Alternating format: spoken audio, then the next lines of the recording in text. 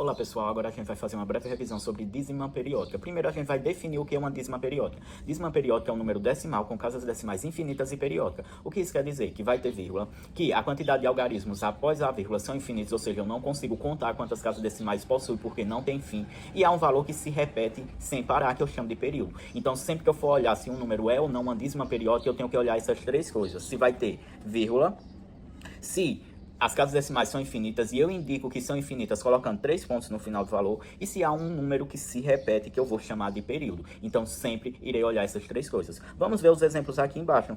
Eu tenho 0,3333 infinitamente. Então eu sei que esse valor é uma dízima periódica, porque possui as três coisas. Tem vírgula, casas decimais infinitas, indicadas pelos 3 pontos, e um valor que se repete sem parar, que eu chamo de período. Nesse caso, o período é 3. O segundo exemplo também é uma dízima periódica, porque tem vírgula, casas decimais infinitas, e um valor que se repete, que eu chamo de período. No caso aqui, o período é 45.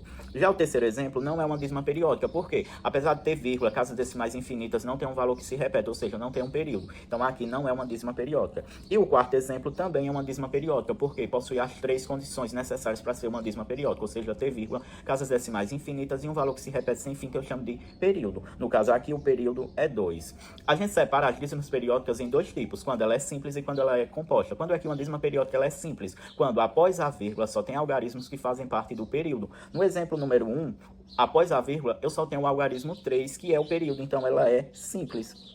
No exemplo 2, após a vírgula, eu só tenho os algarismos 4, 5, 45. Também é uma dízima periódica simples. Já o quarto exemplo não é uma dízima periódica simples, porque após a vírgula existe um algarismo que não faz parte do período. No caso, o número 1 aqui, ele não faz parte do período, já que o período é 2. Logo, essa dízima periódica ela é composta. Então, vai ser simples quando após a vírgula só tiver algarismo que faz parte do período, e vai ser composta quando existir algum algarismo após a vírgula que não faça parte do período. A gente consegue transformar a dízima periódica em fração, já que dízima periódica é um número racional, então eu também consigo transformar ele em fração. Quando eu pego uma dízima periódica e transformo em fração, eu chamo essa fração de fração geratriz. Logo, fração geratriz é o quê? É uma fração obtida a partir de uma dízima periódica. Como é que eu faço isso? Quando a dízima periódica ela é simples, eu separo esse número até o período. Então, nesse exemplo aqui, o período é 5. Então, eu vou separar o número até o período. Separei. Tirando a vírgula, forma aqui número 25. Menos quem está antes da vírgula, 2. Já o valor de baixo vai ser 999, 999, 9.999 e assim vai. Depende da quantidade de algarismos que o período possui. Nesse exemplo, o período é 5, só possui um algarismo, então é um 9.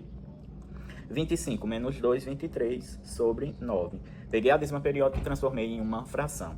Agora a dízima periódica composta. Como é que eu transformo em fração? Primeiro passo, deixe essa dízima periódica composta, deixe ela simples. Como? Movimentando a vírgula. Eu pego a dízima periódica composta e transformo em uma dízima periódica simples para eu me basear e transformar em fração.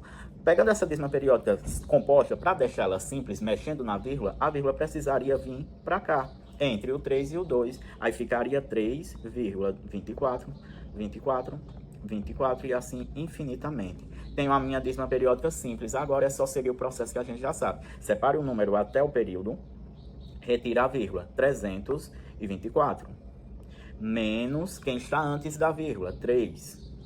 Embaixo, 999, 999 e assim vai, depende da quantidade de algarismo do período. Esse período possui 2 algarismos, então serão 2 noves. Só que vem o detalhe, a dízima periódica inicialmente ela era composta e eu precisei transformar ela em simples, como? Mexendo na vírgula. E eu mexi quantas casas? Uma casa.